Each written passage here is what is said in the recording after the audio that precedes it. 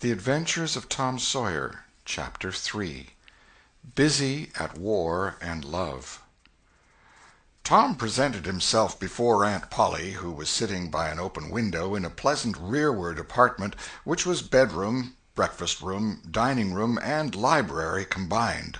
The balmy summer air, the restful quiet, the odor of the flowers, and the drowsing murmur of the bees had had their effect, and she was nodding over her knitting, for she had no company but the cat, and it was asleep in her lap.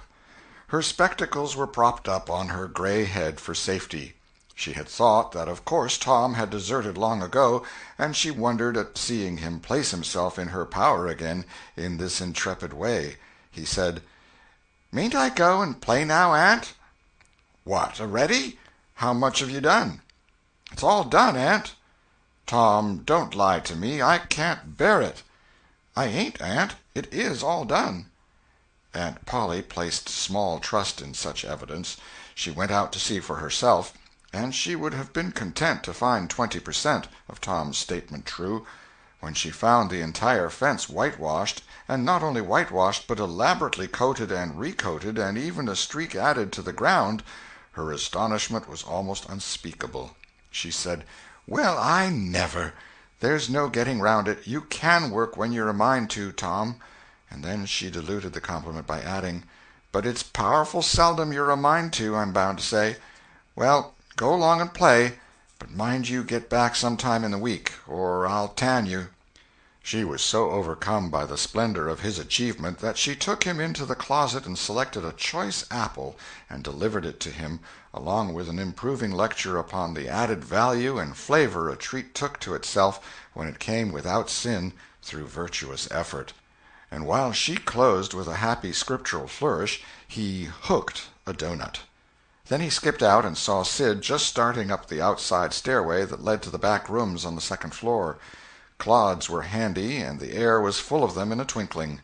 They raged around Sid like a hailstorm, and before Aunt Polly could collect her surprised faculties and sally to the rescue, 6 or 7 clods had taken personal effect, and Tom was over the fence and gone.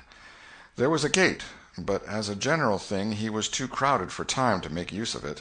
His soul was at peace now that he had settled with Sid for calling attention to his black thread and getting him into trouble. Tom skirted the block and came round into a muddy alley that led by the back of his aunt's cow-stable. He presently got safely beyond the reach of capture and punishment and hastened towards the public square of the village, where 2 military companies of boys had met for conflict, according to previous appointment. Tom was general of one of these armies, Joe Harper, a bosom friend, general of the other.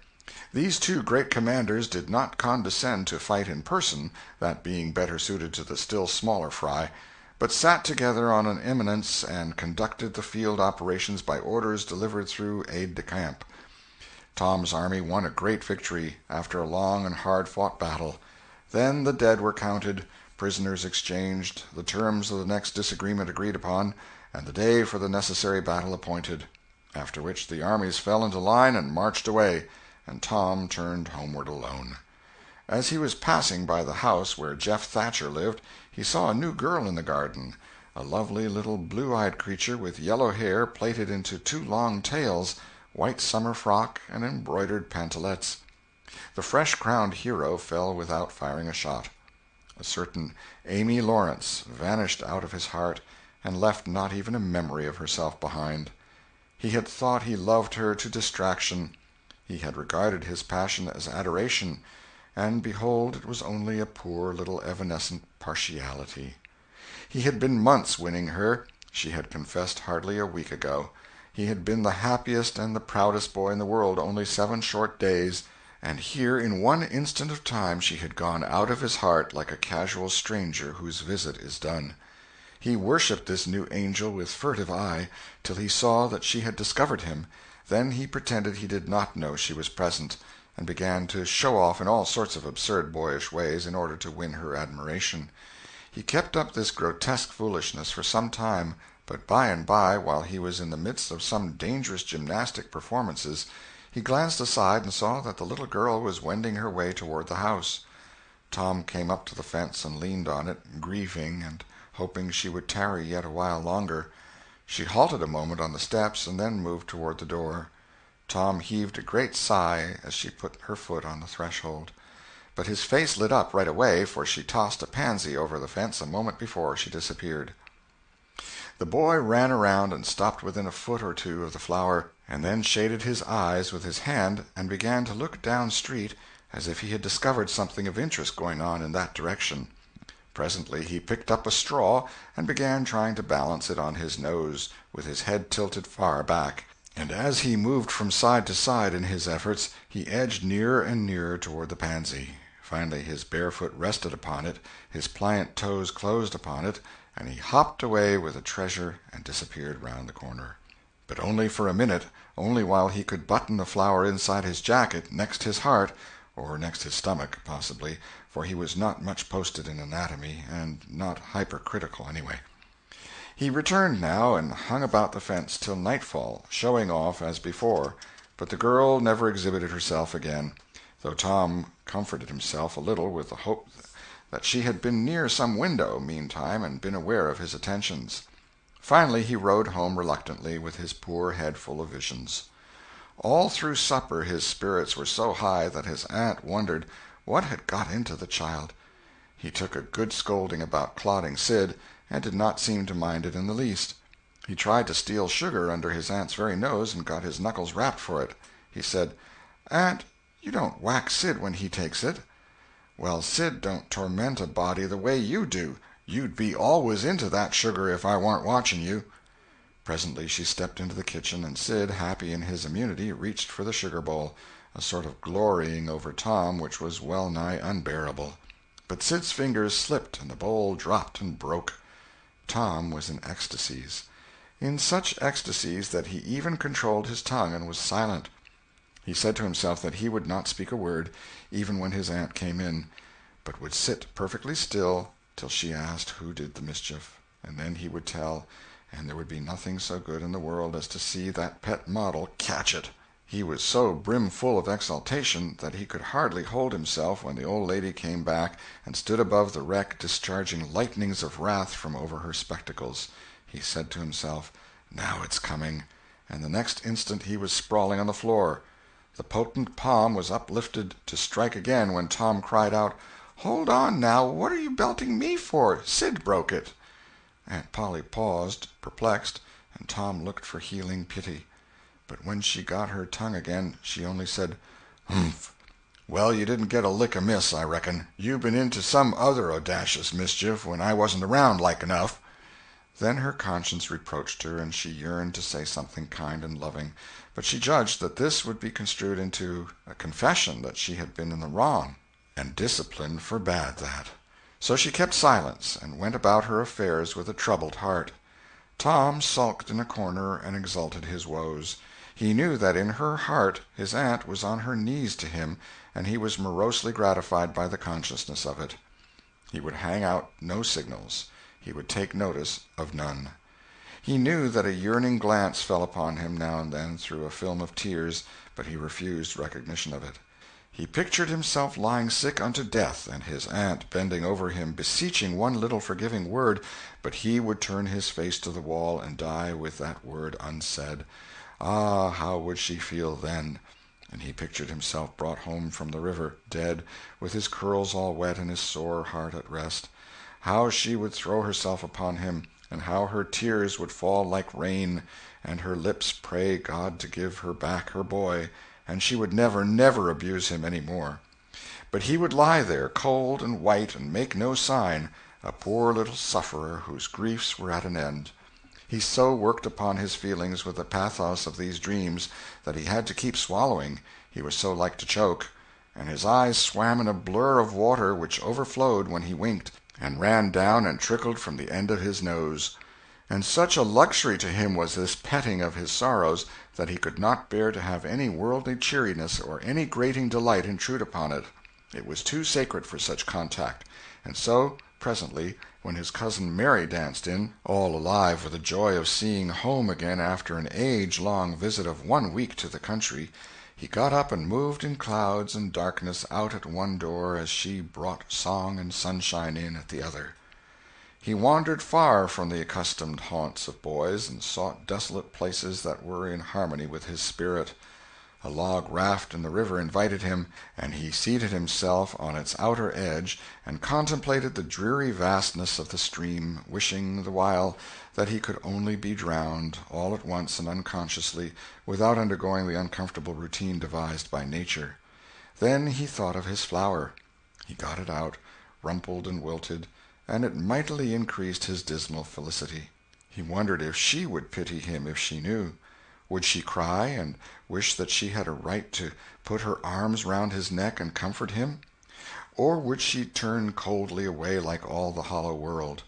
This picture brought such an agony of pleasurable suffering that he worked it over and over again in his mind, and set it up in new and varied lights till he wore it threadbare. At last he rose up, sighing, and departed in the darkness.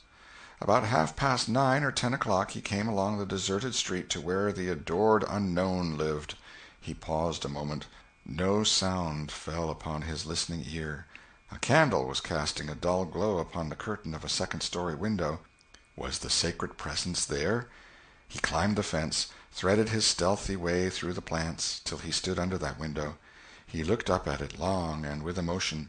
Then he laid him down on the ground under it, disposing himself upon his back, with his hands clasped upon his breast and holding his poor wilted flower. And thus he would die, out in the cold world, with no shelter over his homeless head, no friendly hand to wipe the death damps from his brow, no loving face to bend pityingly over him when the great agony came. And thus she would see him when she looked out upon the glad morning, and oh, would she drop one little tear upon his poor lifeless form, would she heave one little sigh to see a bright young life so rudely blighted, so untimely cut down? The window went up, a maidservant's discordant voice profaned the holy calm, and a deluge of water drenched the prone martyr's remains. The strangling hero sprang up with a relieving snort. There was a whiz as of a missile in the air, mingled with the murmur of a curse. A sound as of shivering glass followed, and a small vague form went over the fence and shot away in the gloom. Not long after, as Tom, all undressed for bed, was surveying his drenched garments by the light of a tallow dip, Sid woke up. But if he had any dim idea of making any references to illusions, he thought better of it and held his peace, for there was danger in Tom's eye. Tom turned in without the added vexation of prayers, and Sid made mental note of the omission. End of Chapter 3. Chapter 4. Showing Off in Sunday School. The sun rose upon a tranquil world and beamed down upon the peaceful village like a benediction. Breakfast over, Aunt Polly had family worship. It began with a prayer built from the ground up of solid courses of scriptural quotations, welded together with a thin mortar of originality, and from the summit of this she delivered a grim chapter of the Mosaic law, as from Sinai. Then Tom girded up his loins, so to speak, and went to work to get his verses. Sid had learned his lesson days before. Tom bent all his energies to the memorizing of 5 verses, and he chose part of the Sermon on the Mount because he could find no verses that were shorter. At the end of half an hour Tom had a vague general idea of his lesson, but no more, for his mind was traversing the whole field of human thought, and his hands were busy with distracting recreations. Mary took his book to hear him recite, and he tried to find his way through the fog. Blessed are the poor? Yes, poor. Blessed are the poor in spirit. In spirit. Blessed are the poor in spirit, for theirs. For theirs. Blessed are the poor in spirit, for theirs is the kingdom of heaven. Blessed are they that mourn, for they, for they, S-H-A. For they, S-H, oh, I don't know what it is, shall. Oh, shall. For they shall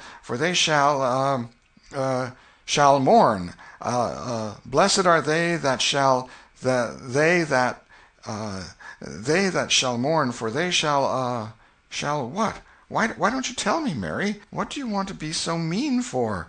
Oh, Tom, you poor thick-headed thing, I'm not teasing you. I wouldn't do that. You must go and learn it again.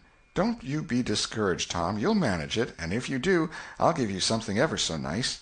There now, that's a good boy." "All right. What is it, Mary? Tell me what it is." "Never you mind, Tom. You know if I say it's nice, it is nice." "You bet you that's so, Mary. All right, I'll tackle it again." And he did tackle it again, and under the double pressure of curiosity and prospective gain, he did it with such spirit that he accomplished a shining success. Mary gave him a brand-new Barlow knife worth 12.5 cents, and the convulsion of delight that swept his system shook him to his foundations. True, the knife would not cut anything, but it was a sure enough Barlow, and there was inconceivable grandeur in that, though where the Western boys ever got the idea that such a weapon could possibly be counterfeited to its injury is an imposing mystery and will always remain so, perhaps. Tom contrived to scarify the cupboard with it, and was arranging to begin on the bureau, when he was called off to dress for Sunday school. Mary gave him a tin basin of water and a piece of soap, and he went outside the door and set the basin on a little bench there. Then he dipped the soap in the water and laid it down, turned up his sleeves, poured out the water on the ground, gently, and then entered the kitchen and began to wipe his face diligently on the towel behind the door. But Mary removed the towel and said, "Now ain't you ashamed, Tom? You mustn't be so bad. Water won't hurt you." Tom was a trifle disconcerted. The basin was refilled, and this time he stood over it a little while, gathering resolution, took in a big breath, and began. When he entered the kitchen presently, with both eyes shut and groping for the towel with his hands, an honorable testimony of suds and water was dripping from his face. But when he emerged from the towel he was not yet satisfactory, for the clean territory stopped short at his chin, and his jaws like a mask. Below and beyond this line there was a dark expanse of unirrigated soil that spread downward in front and backward around his neck. Mary took him in hand, and when she was done with him, he was a man and a brother without distinction of color, and his saturated hair was neatly brushed and its short curls wrought into a dainty and symmetrical general effect. He privately smoothed out the curls with labor and difficulty, and plastered his hair close down to his head, for he held curls to be effeminate, and his own filled his life with bitterness. Then Mary got out a suit of his clothing that had been used only on Sundays during 2 years. They were simply called his other clothes, and so by that we know the size of his wardrobe. The girl put him to rights after he had dressed himself. She buttoned his neat roundabout up to his chin, turned his vast shirt-collar down over his shoulders, brushed him off, and crowned him with his speckled straw hat. He now looked exceedingly improved and uncomfortable. He was fully as uncomfortable as he looked, for there was a restraint about whole clothes and cleanliness that galled him. He hoped that Mary would forget his shoes, but the hope was blighted. She coated them thoroughly with tallow, as was the custom, and brought them out. He lost his temper and said he was always being made to do everything he didn't want to do, but Mary said persuasively, "Please, Tom, that's a good boy." So he got into the shoes, snarling. Mary was soon ready, and the 3 children set out for Sunday school, a place that Tom hated with his whole heart, but Sid and Mary were fond of. Sabbath school hours were from 9 to 10:30, and then church service. 2 of the children always remained for the sermon voluntarily, and the other always remained too, for stronger reasons. The church's high-backed, uncushioned pews would seat about 300 persons. The edifice was but a small, plain affair, with a sort of pine-board tree-box on top of it for a steeple. At the door Tom dropped back a step and accosted a Sunday-dressed comrade. "Say, Billy, got a yaller ticket?" "Yes." "What'll you take for her?" "What'll you give?" "Piece of licorice and a fish-hook." "Let's see 'em." Tom exhibited. They were satisfactory, and the property changed hands.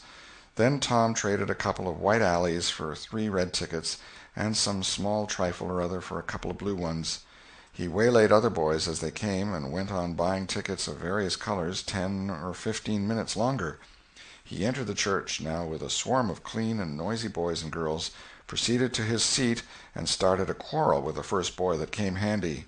The teacher, a grave elderly man, interfered, then turned his back a moment, and Tom pulled a boy's hair in the next bench, and was absorbed in his book when the boy turned round, stuck a pin in another boy presently in order to hear him say "ouch," and got a new reprimand from his teacher.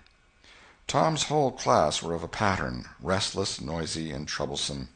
When they came to recite their lessons, not one of them knew his verses perfectly, but had to be prompted all along. However, they worried through, and each got his reward, in small blue tickets, each with a passage of Scripture on it. Each blue ticket was pay for 2 verses of the recitation. 10 blue tickets equaled a red one, and could be exchanged for it. 10 red tickets equaled a yellow one. For 10 yellow tickets the superintendent gave a very plainly bound Bible (worth 40 cents in those easy days) to the pupil. How many of my readers would have the industry and application to memorize 2,000 verses even for a Doré Bible? And yet Mary had acquired 2 Bibles in this way. It was the patient work of 2 years. And a boy of German parentage had won 4 or 5. He once recited 3,000 verses without stopping. But the strain upon his mental faculties was too great, and he was little better than an idiot from that day forth. A grievous misfortune for the school, for on great occasions before company the superintendent, as Tom expressed it, had always made this boy come out and spread himself. Only the older pupils managed to keep their tickets and stick to their tedious work long enough to get a Bible, and so the delivery of one of these prizes was a rare and noteworthy circumstance. The successful pupil was so great and conspicuous for that day that on the spot every scholar's heart was fired with a fresh ambition that often lasted a couple of weeks. It is possible that Tom's mental stomach had never really hungered for one of those prizes, but unquestionably his entire being had for many a day longed for the glory and the éclat that came with it. In due course the superintendent stood up in front of the pulpit with a closed hymn-book in his hand and his forefinger inserted between its leaves, and commanded attention. When a Sunday school superintendent makes his customary little speech, a hymn-book in the hand is as necessary as is the inevitable sheet of music in the hand of a singer who stands forward on the platform and sings a solo at a concert. Though why is a mystery, for neither the hymn-book nor the sheet of music is ever referred to by the sufferer. This superintendent was a slim creature of 35, with a sandy goatee and short sandy hair. He wore a stiff standing collar whose upper edge almost reached his ears, and whose sharp points curved forward abreast the corners of his mouth, a fence that compelled a straight lookout ahead and a turning of the whole body when a side view was required. His chin was propped on a spreading cravat, which was as broad and as long as a bank-note, and had fringed ends. His boot-toes were turned sharply up, in the fashion of the day, like sleigh-runners, an effect patiently and laboriously produced by the young men by sitting with their toes pressed against a wall for hours together. Mr. Walters was very earnest of mien, and very sincere and honest at heart, and he held sacred things and places in such reverence, and so separated them from worldly matters, that unconsciously to himself his Sunday-school voice had acquired a peculiar intonation which was wholly absent on weekdays. He began after this fashion: "Now, children, I want you all to sit up just as straight and pretty as you can and give me all your attention for a minute or two. There, that is it. That is the way good little boys and girls should do. I see one little girl who is looking out of the window. I am afraid she thinks I am out there somewhere, perhaps up in one of the trees making a speech to the little birds." Applausive titter. "I want to tell you how good it makes me feel to see so many bright, clean little faces assembled in a place like this, learning to do right and be good," and so forth and so on. It is not necessary to set down the rest of the oration. It was of a pattern which does not vary, and so it is familiar to us all. The latter third of the speech was marred by the resumption of fights and other recreations among certain of the bad boys, and by fidgetings and whisperings that extended far and wide, washing even to the bases of isolated and incorruptible rocks like Sid and Mary. But now every sound ceased suddenly, with the subsidence of Mr. Walters' voice, and the conclusion of the speech was received with a burst of silent gratitude. A good part of the whispering had been occasioned by an event which was more or less rare, the entrance of visitors.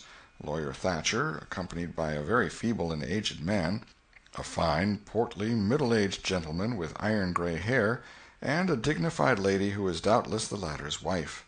The lady was leading a child. Tom had been restless and full of chafings and repinings, conscience-smitten, too. He could not meet Amy Lawrence's eye. He could not brook her loving gaze. But when he saw this small newcomer his soul was all ablaze with bliss in a moment. The next moment he was showing off with all his might, cuffing boys, pulling hair, making faces, in a word, using every art that seemed likely to fascinate a girl and win her applause. His exaltations had but one alloy, the memory of his humiliation in this angel's garden, and that record in sand was fast washing out under the waves of happiness that were sweeping over it now. The visitors were given the highest seat of honor, and as soon as Mr. Walters's speech was finished he introduced them to the school.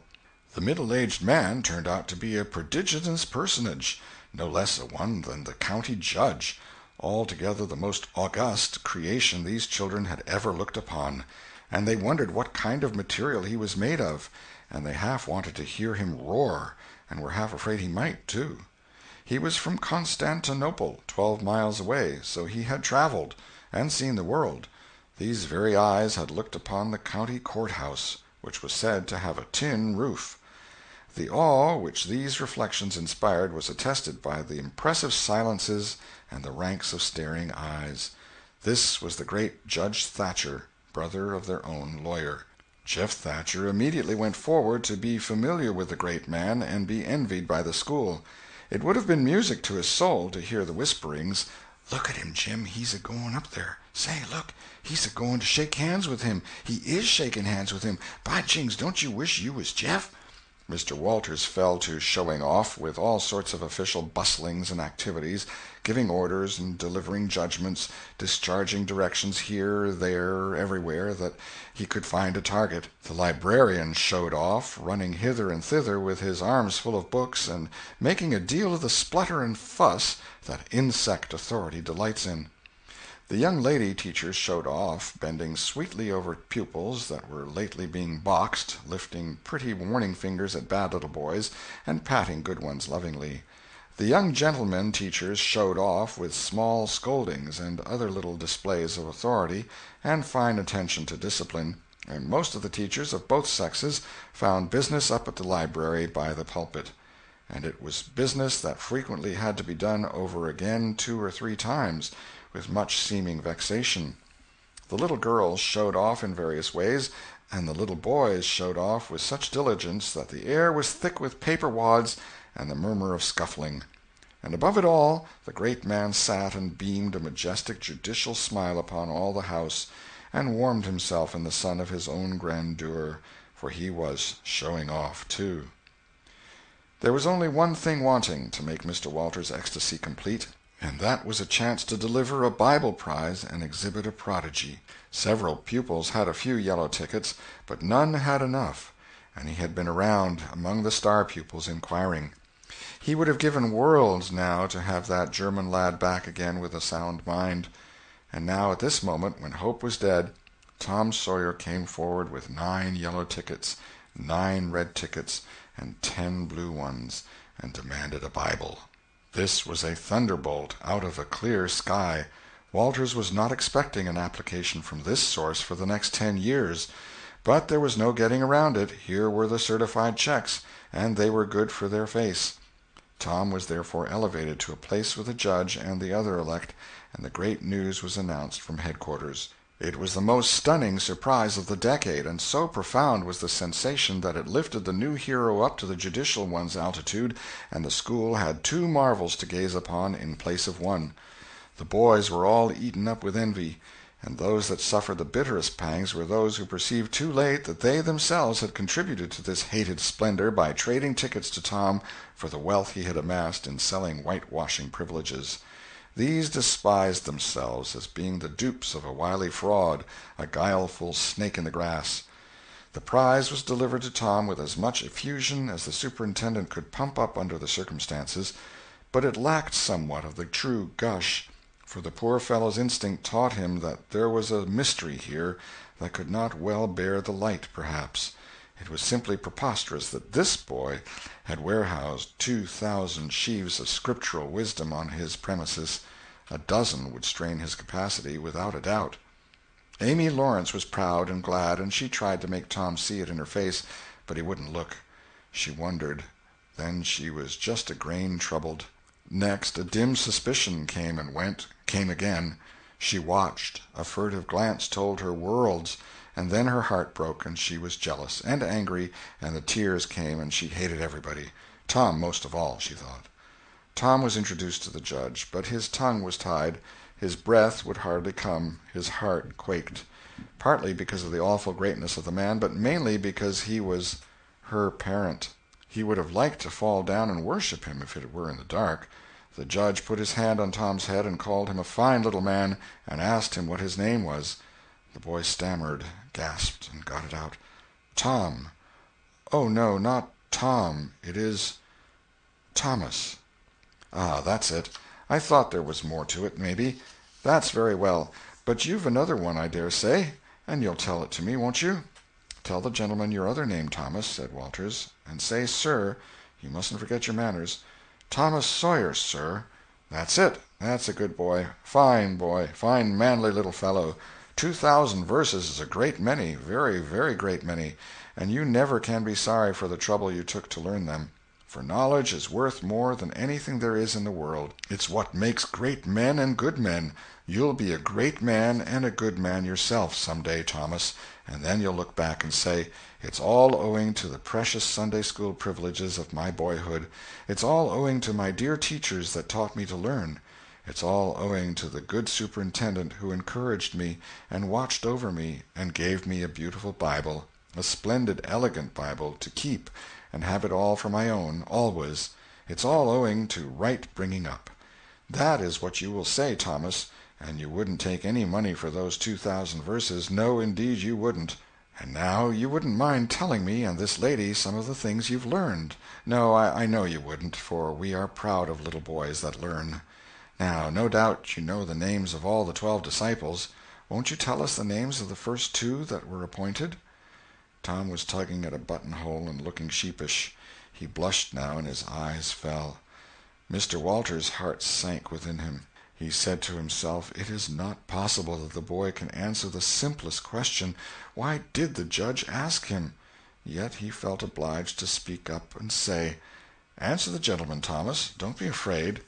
Tom still hung fire. "Now I know you'll tell me," said the lady. "The names of the first 2 disciples were David and Goliath." Let us draw the curtain of charity over the rest of the scene. End of chapter 4.